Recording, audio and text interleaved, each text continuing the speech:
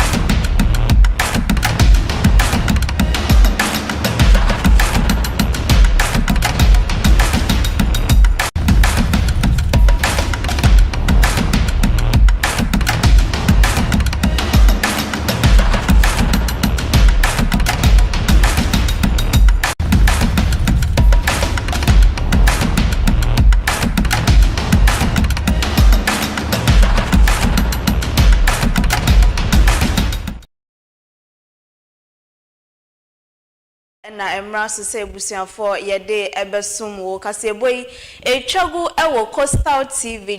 digital channel no so 514 Facebook na YouTube nyina yebeda National Petroleum Authority omoni diesel gift ase so maso yasen mewie yetumide donko kasebo ebre ahwefo ne etiefo ewo wiase afa na nyina me amedi mu amede kaseboyi eba besum wo medi ede AFIBA ESSIEN boy ensema obetino ebi ene omanfo a ewo atabaze ne takrade anu demo mutwa adwado esan say demolition exercise a ye ewo Cape Coast ne ekosi takrade ekwan no ho no aka won nso mpanyinfo emo modern company won emeje wo anu disem bia Yebesanso akọ Elmina Fishing Harbor eho na ahunidie hu nsem akwaye bibia wo ho esanse omanfo no eye niema bia ensem fata ama sese mpo enam a yenye firi ho no omanfo bisa se eye se yebedi ana ensemi ka we hu na ewie yede babes Coastal TV digital channel 514 Facebook and YouTube nyina ye twa ho ne age aboafo nkrato ye besan basesi a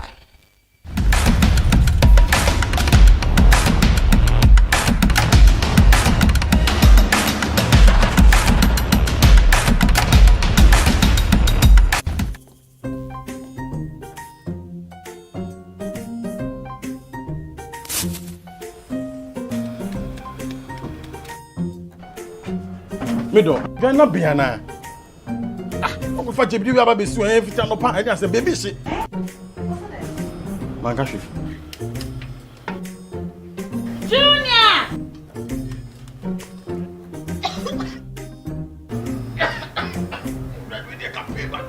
I'm saying so enough for me, you know. Sister Cospa, it's a winning gas. I'm used to it, why? My wife.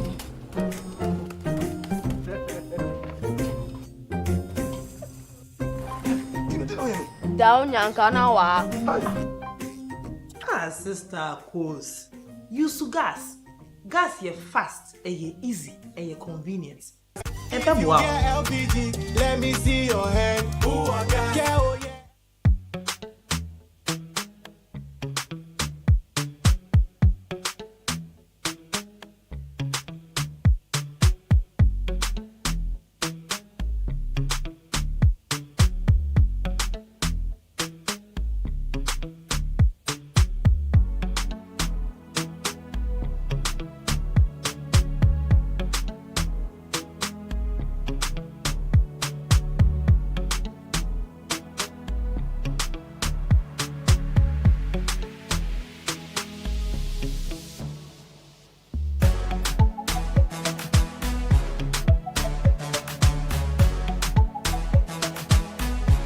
We sell gift shop, a place you can rely on. You call on us and we'll deliver. Thank you.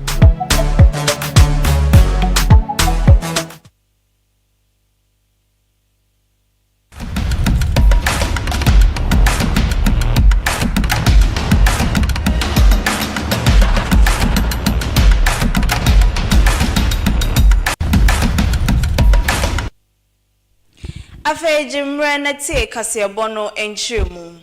Big push agenda eye omampani John Dramani Mahama eni so ade hunu bia. Ode ase na ni so se akwan ye wo Ghana ha nyina obebo modern asiesie obetrem na obebiem na ye kese na momanfo nso a edi dwuma wo akwan no so no omo ho ahare wo mo. Ne santi na akoba ni se Cape Coast takrade ekwan no ye bebo modern na ya trem ye bebiem ne aye ne kese pa. Se ne be ya ekwan no so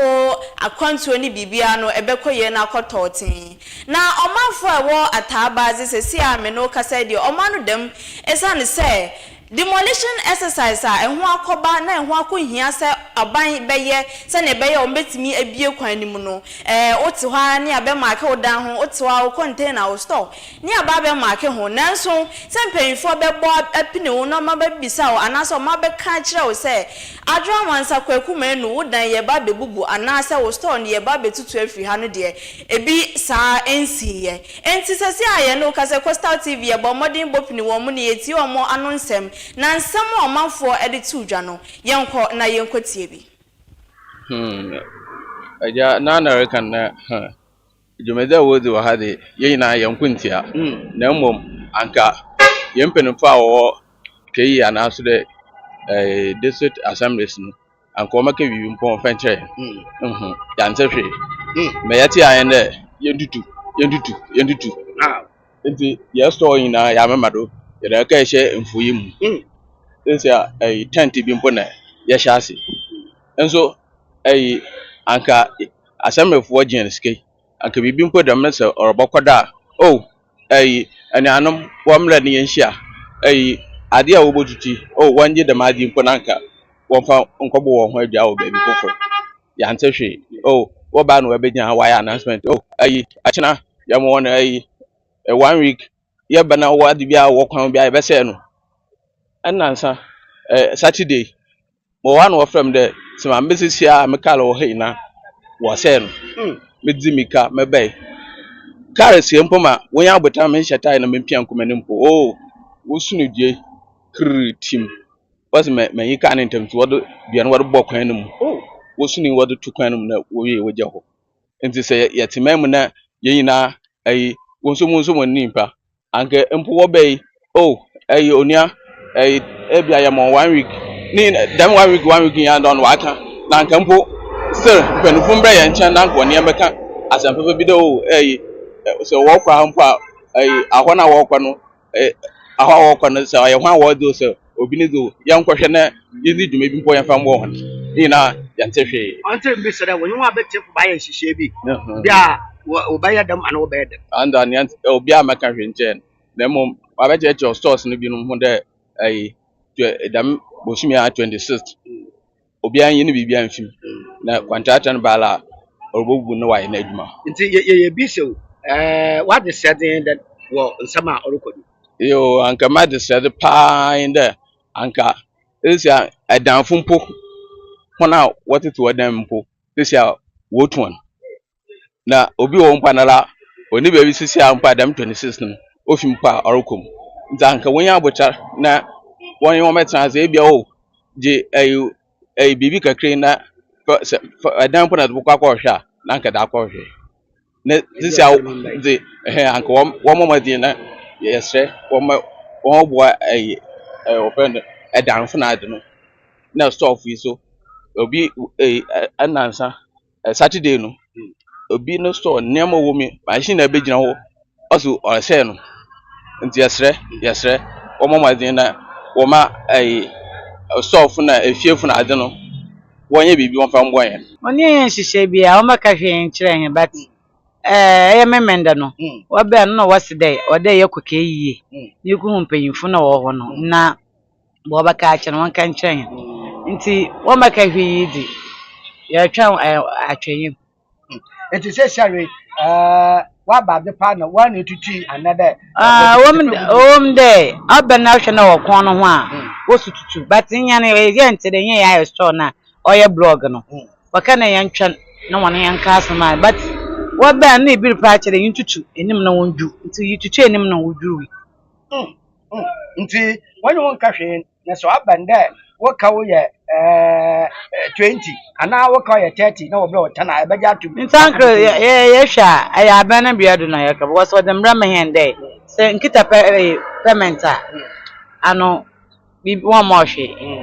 na eyan so hwa akeyo ni bo wa no koye me ni bo wa nje payment nti ye adwen dey ye bokọ ho na wo so be gentubo wo ye hwe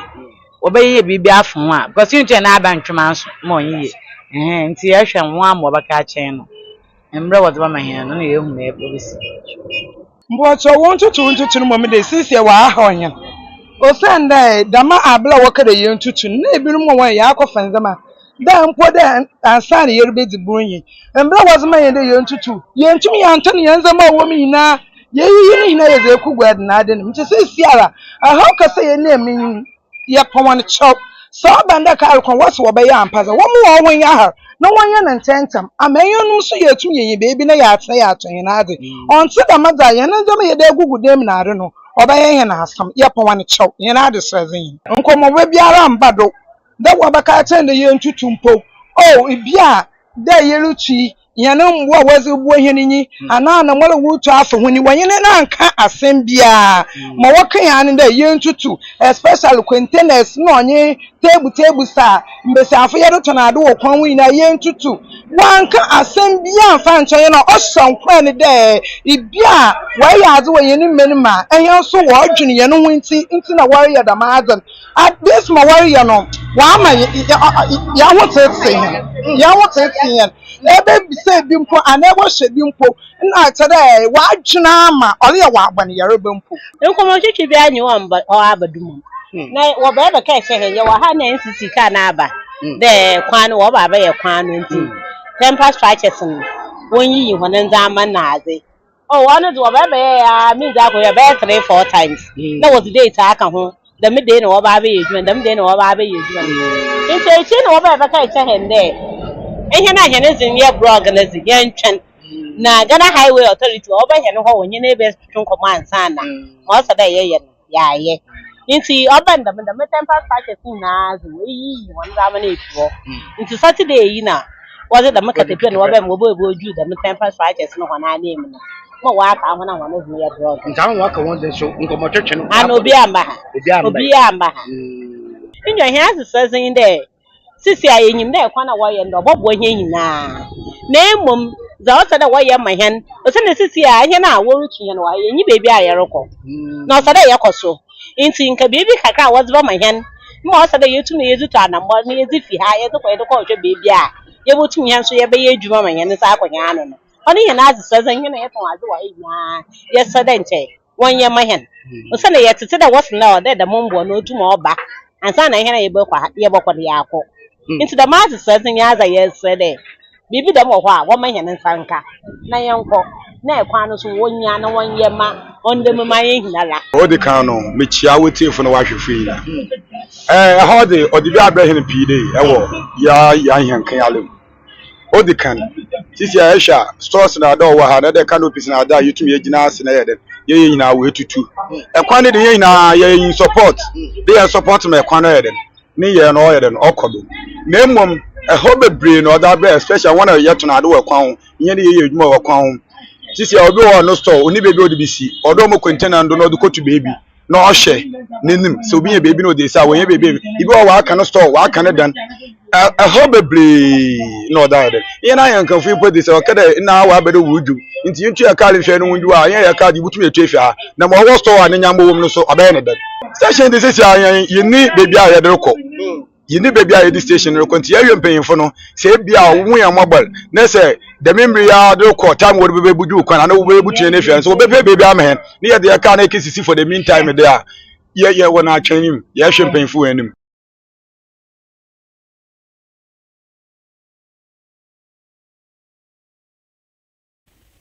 Omanfo ewo Central Region na de omanu dinsem etudwa no na yehu ne sa no ne yese ene yenko Western Region Takrade etanse kwan no efi Cape Coast na ekọ Takrade nti yenko ne yenko tie se omanfo ewo ho so eye the same issue no mu face anaso se omutibia no eye different omonso Takrade for so asema omudi tudwa ni you people But compensation be any will be or Wahabian and Saka. I make per se. Meaning say one for Obi and for let it be a maha. Obi and friend for meeting yeah. While discussing say be a war bay road this year and now next year, now 10 years ago, and now 20 years ago. Yen ya no be a have meeting yara. Amara minimum near Waha. No could not two can know our butcher. Obey na Obi and friend for meeting. It is so a bit troll baby information video platform bi so ana odoko social media se bia ya gisike bia ya gisike bia so ni pa ko no se no kwar sai we tue sika amaye a on che yen the year bank and the person who came to collect the check on che time they have a meeting with us and we agree say we one mebubu dan one fenye road one chain because this is the first time the MC in meeting no me kan ya o say me kan say me kasa no o kan say edu ho a wo be friend you for meeting for discussion it is our business so you eska one for proof no fan to social media dan na wecha what about to one ma join fra wo dan wo I'm dan no Tano man for hotel no ni pa ku na ego twa picture no that was say ya di compensation oya be abrosi ahin oya abrosi na oto dan nine 4-story building obi an face ke bi amre yan ko gi bibi yan ko sign document bia wo bibia yenti mo aka ne de ya kaka ana eyi aye here say ana work e bi de twitwa wo obi ase obi so se wa tue ska dia then obi no wa face ka no office one order to document so say we be tue ska ma ne yan yeti ade ye receive amount dia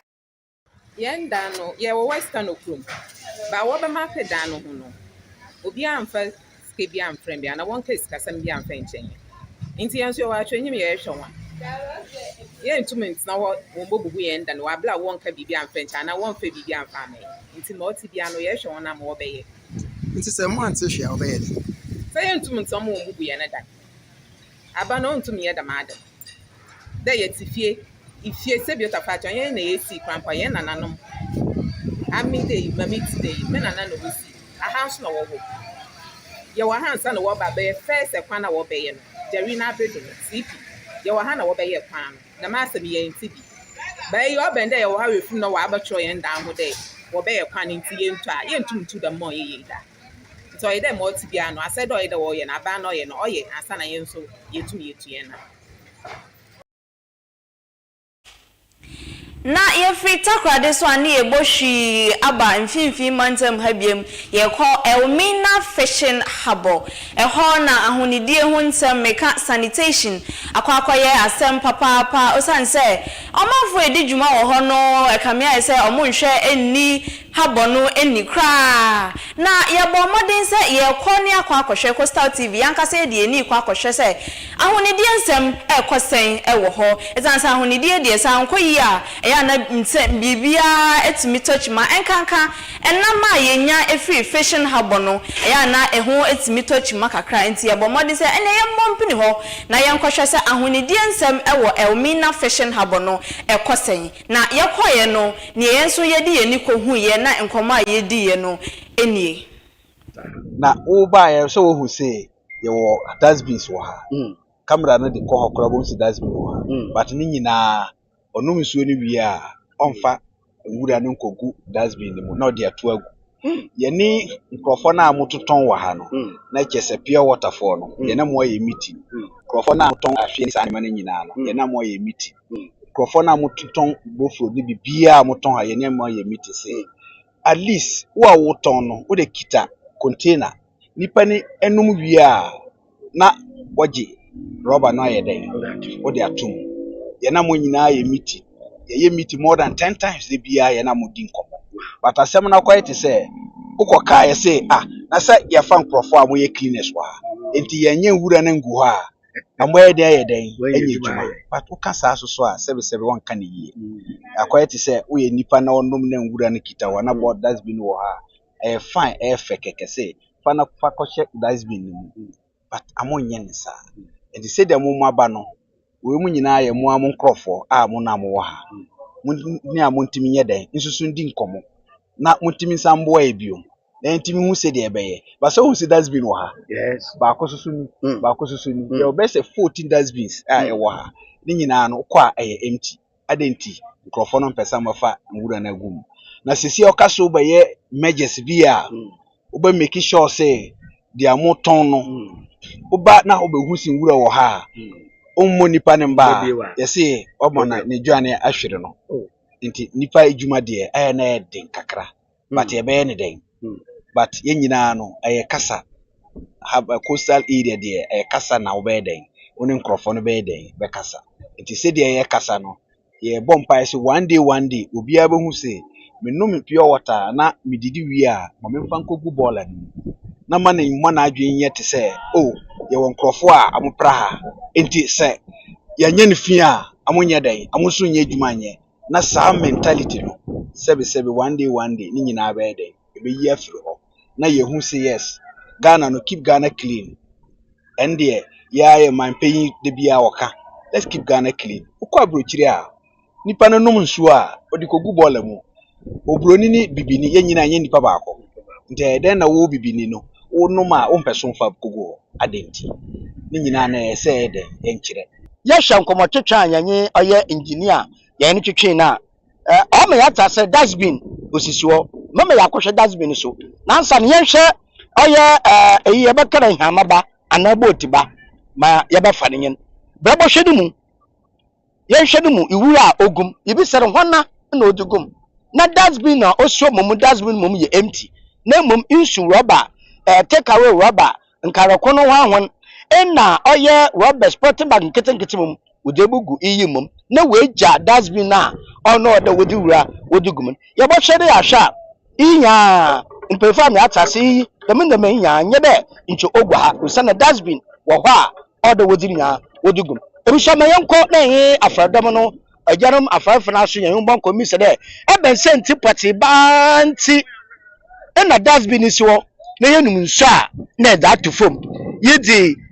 nkarokunu wi a na da to fom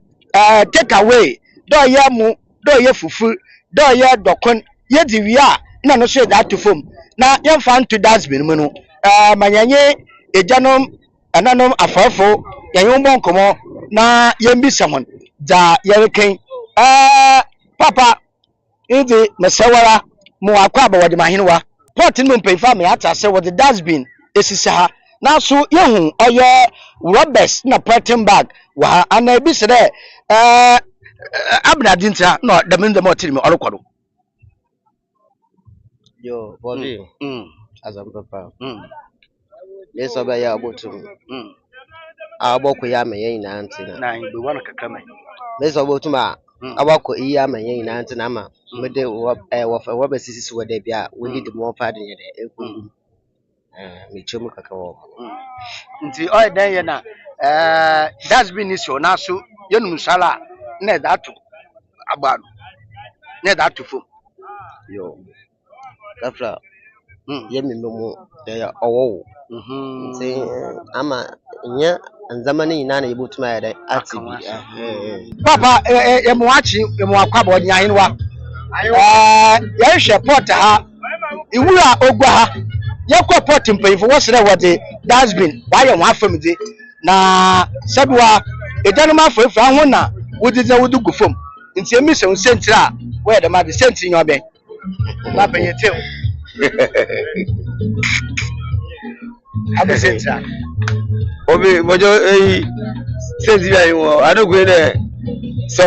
oye yanko ti da ibi ma yele nti o ma se bo so ya ko tumpa akwadura akwadwe ka wona efisu ka wo to ya de bia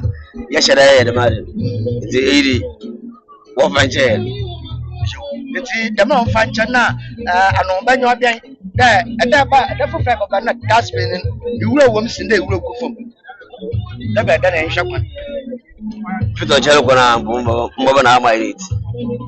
ya da si papa imu da mo wonda mambada wa kan da ajuma ya nti akwadwun zama da mu wura no tumu ya da betumo ba nti ya hwa kwa na da na hwa kwa na bia na wi ajuma na o ba na next time na ma de nsin yi wo bi asin na wi So oyo do bebe na fara for yakofo na yaba na yesa yede net problem na yede baya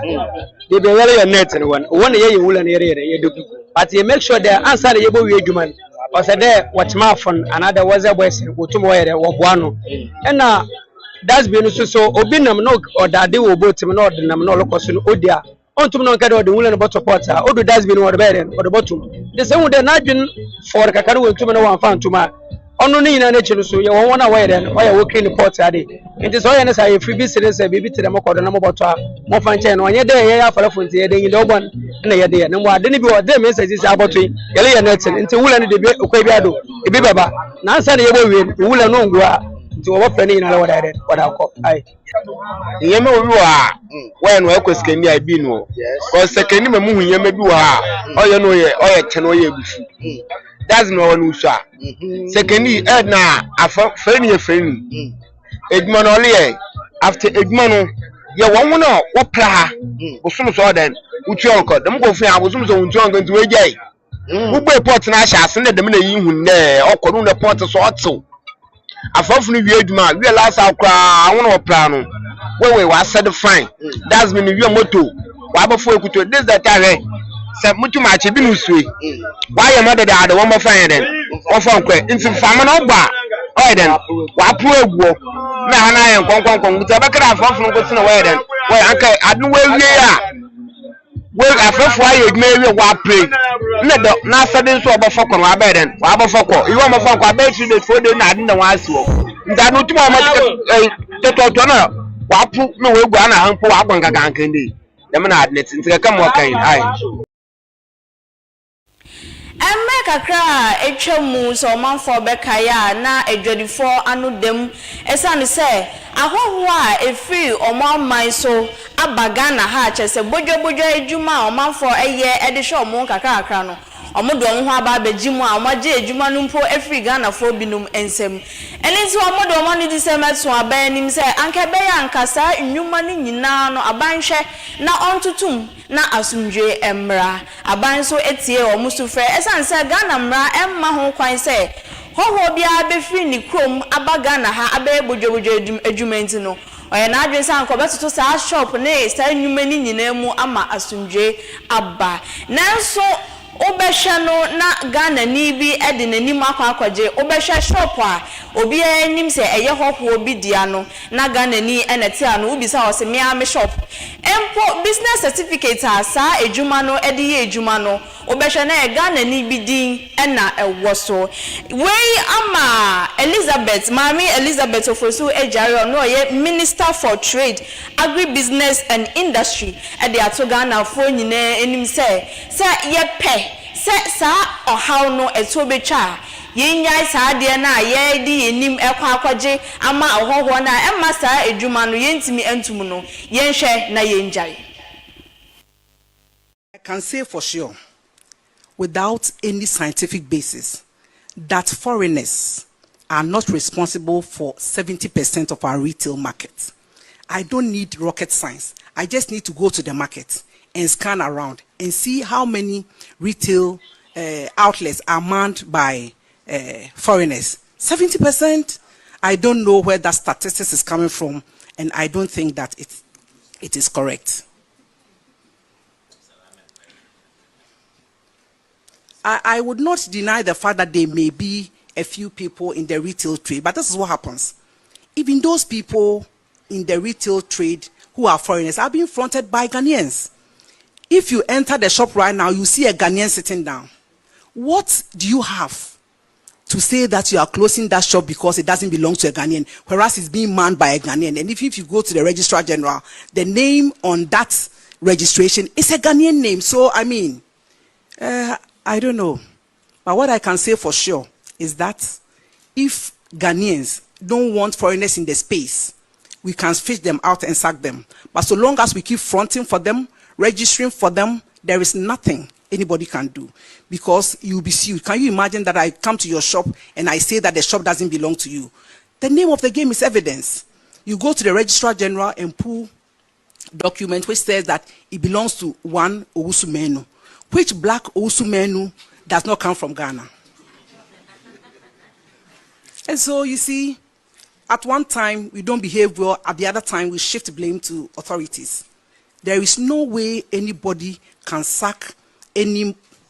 business from the market so long as it bears Ghanaian name and is being manned by a Ghanaian. Don't front for them. Let them come with their red face on the retail market and we'll do the needful. And so I will say that we have done our part. I go to the market. It's not only the Abosokan market because it's recent. I go to Techiman market. I was at Bodi market, interestingly, last weekend when I had the opportunity to commiserate with my deputy. I went to their market. I'm on market. I even go to market myself. KJTR market I do.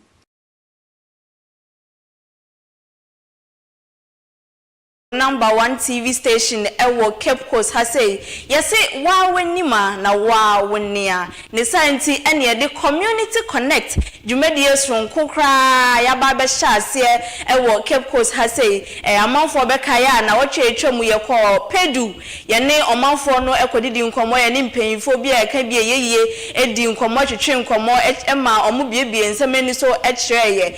Efiada edi enim eye echine de ya nso no ye ko abra ye ne omanfo no ekwa akotwetwe enkomo ewo ho se ne ye ewo pedu no na ye nyansha ase mpo no ye di kwa akobọ apro ewo abra ye ne mpanyinfo bi a edi enim te se assemblyman for Asim Kwantado ye ne no abonkomo ye sanso nya former assemblyman for etifi eyifo amonfanche etifi eyifo anso ye no ebo nkomo na ye bisa mpanyinfo yi ensem bi a efiada eye echine de ombeba na omabetena se eje ekonwa na omachichi mu mo eno na ye ne wo mo edi nkomo aproba yekoye na mepese yekọ na yekohwe se ne Coastal TV aprobo wo abra no ekoye Ikabra you are all two lecturers you are Asim Kwantado Assembly member or Honorable Moses Atadodo of Oya Jaru. The master was a tiffy a for a lecture area. No so Honorable Malik J. And also the person and autumn no shadow. Why are the Missifa of the Dr. Breno? What one of women's in Nipun to do autumn queen? Send Yabakan Sawaya, Asim Quantada, or there Assembly member or Asim Quantado, and a chocomo. Then she cry in Punto to Matelen or Sanda. Wa Bonifian and Abba Bate Guadu, Nidmapa, now Kika, now Brasi, and in some of the house to say Guadu Wire, Asim Quantado oil lecture area. Don't make me boy Fida, Yaba Babatina, oil Pusuban in Tanawano. If you are so honorable, Moses Atababa, now in our Boncomo, now Kika, the Biara Ishasi, oya honorable James Atta, oya Wire,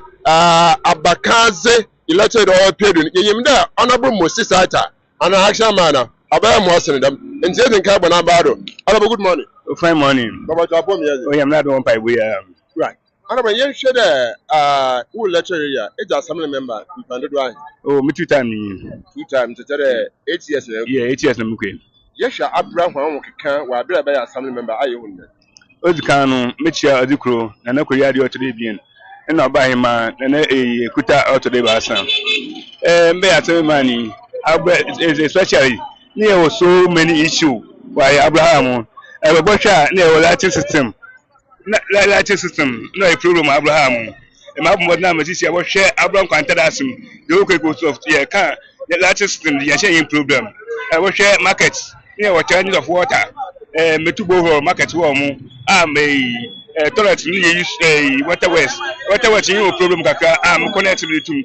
see market with toilets no we use electricity I was a Roman school almost 70 years in school. No one painting with that.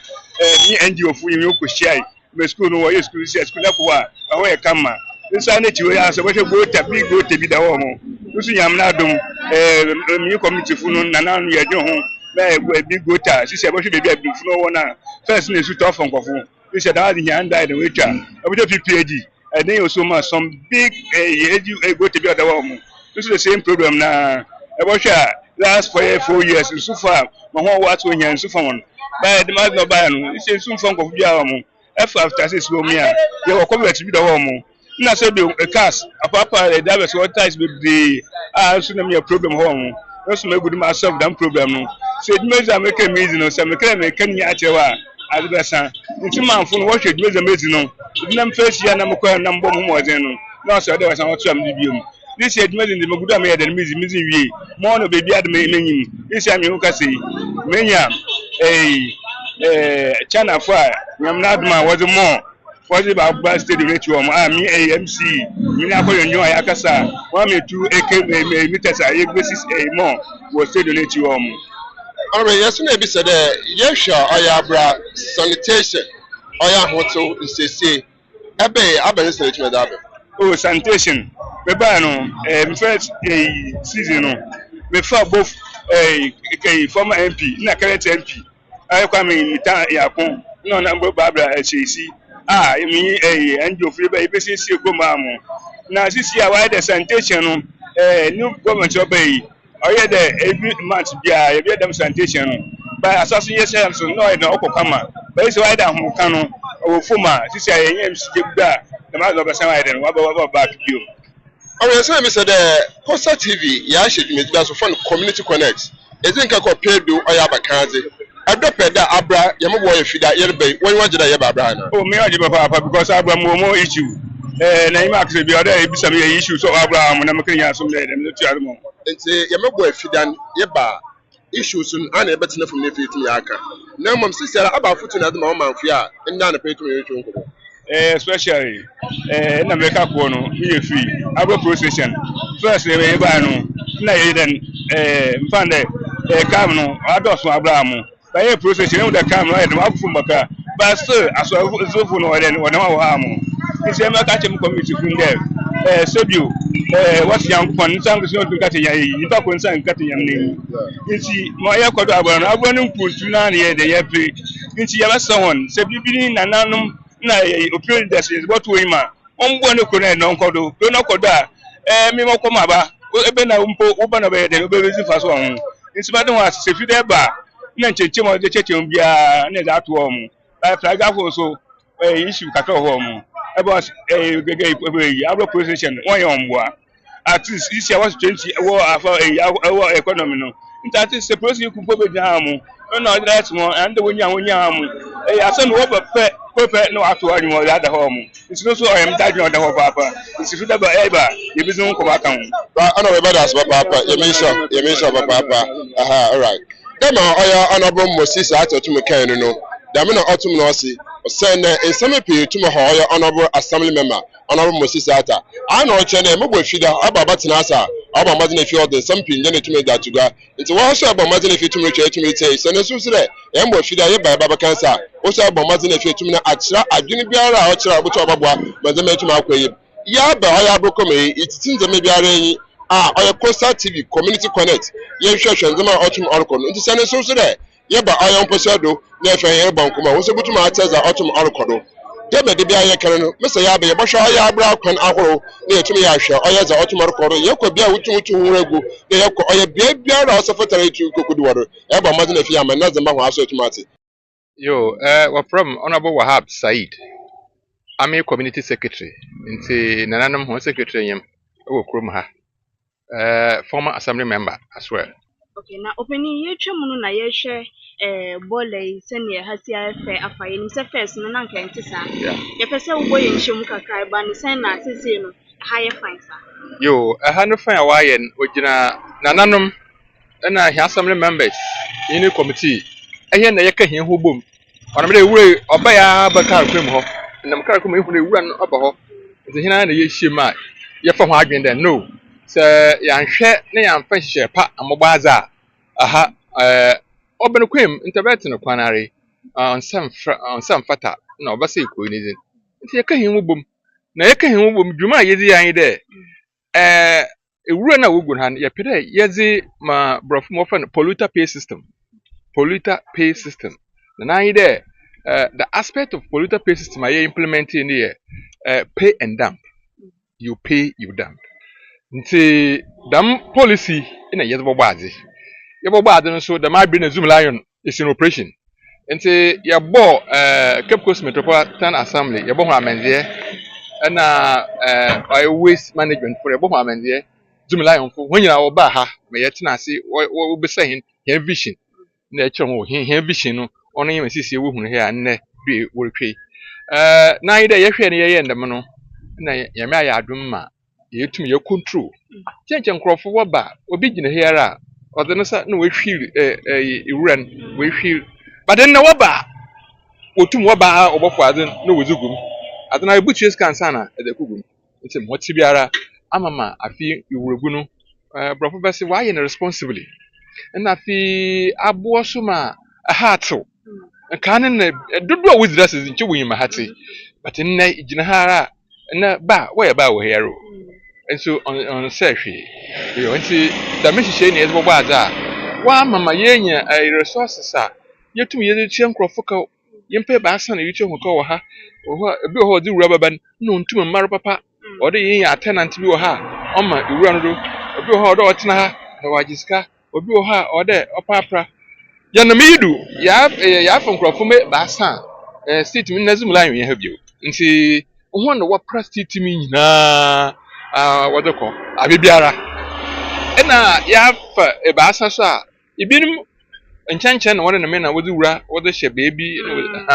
na so yɛafa nkurɔfo baasa no so wɔre monitor eti nana kwadwa ade out today bien ahena wɔ kurom ha ɔno ne mpanyimfo nyina assembly members no yin committee member ahina yɛka hia ho bom a yɛdze dam pay and dump system yɛdze abɔbɔadza na ihu dɛ aha ayɛ once yɛ sɔre putupuru nara na yɛyɛ yɛfa adwene ne nyaa wie a ɔde yɛbɔ amanfo nyaa manzie na dam abere na amanfo nara wuhuma ahate nti ina so ibia o manen bira ayɛ akada yɛ communal labor attendance on koyi nti yɛken de o ebe bitua bibi kakra na ɔno na wɔdze bɛitiesie ha ma ha watew ama hen amanfo wɔta ase de ahoara na obogura no ahoara so na obotua nti na ɔno an pay and dump nara nti wɔta ase ntantam meka de 2024 yɛrɛbɛto abɛdum no po hempanyimfo na original abato no po kor ɔbɛde nkyɛ ebi a nkyɛ ma me yinzi de modwuma ɔtera me ɛso ɛdɔm nara dɛm abere no ho no po ahopo wanyi na anya adwen ma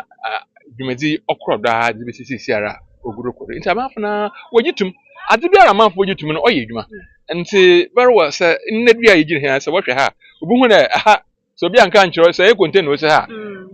ihu dɛ hapo wogura wɔ ha na ha yɛ pɛpɛɛpɛ nti ma yɛte bɔbɔ ade nara na waso abe Ikabra you were all 2 lecturers. You are asim kwa. Mami sisu biemsa kaseboy echagu wo Coastal TV digital channel 514 Facebook and YouTube nyina aboafo aso yasen National Petroleum Authority omone diesel gift shop and aso yasen ye twa ho ne akwaje aboafo nkrato ye besan basisia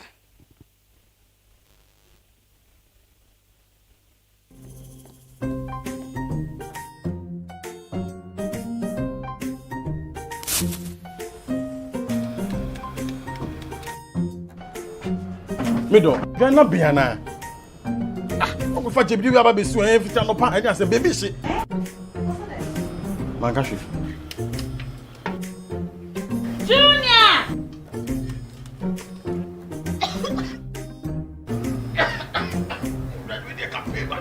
I'm saying so enough for me, dear no.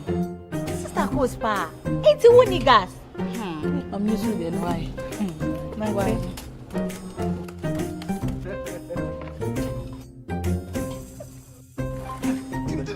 Down Yankana wa.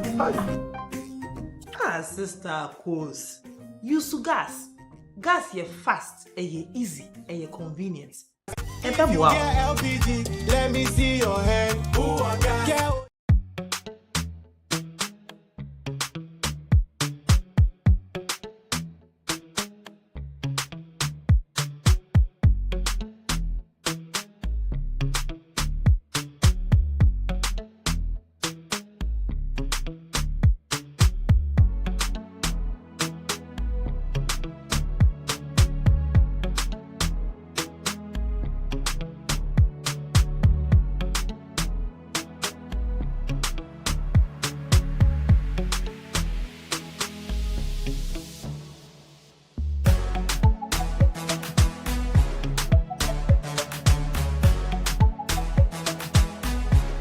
sell gift shop, a place you can rely on. You call on us and we'll deliver. Thank you.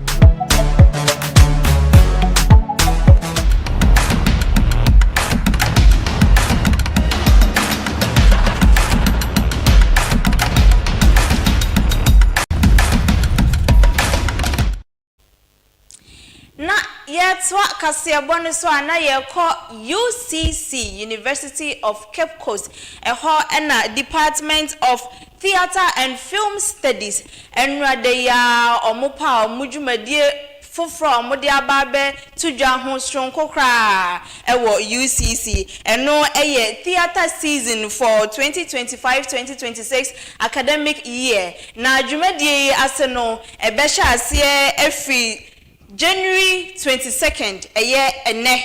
de akwakopim February 14th ni nyina senior player hodo a department no ewo no omobeyi anase omobe acte ama university nipa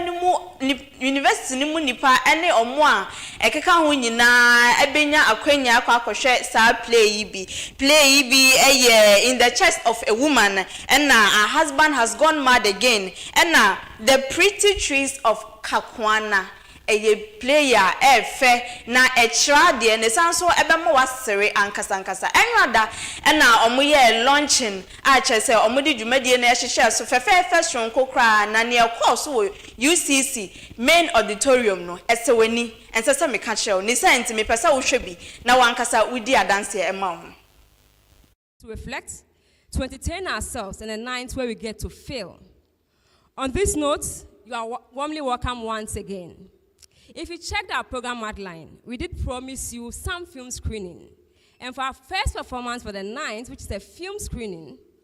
by level 400 students who happens to be one of us, we have Echo Chambers, a short animation film by David Sarr. Please sit back and let's...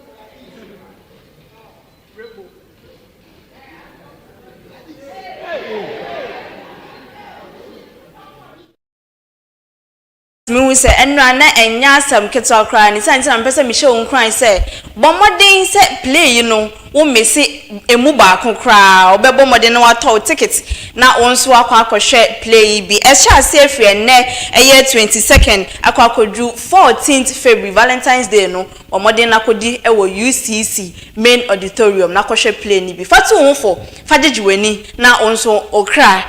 akoma Anthony yem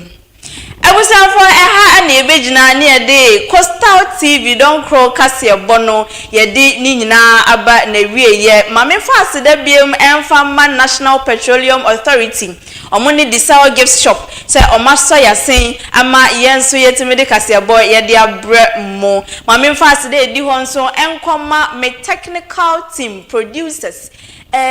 supporters cheerleaders omoye maade nyina Ben ene eje nyankopon onhia mo papa me di ani mo amede kase boy ebreo midin de AFIBA ESSIEN bomode mo afidie no enda Coastal TV yakram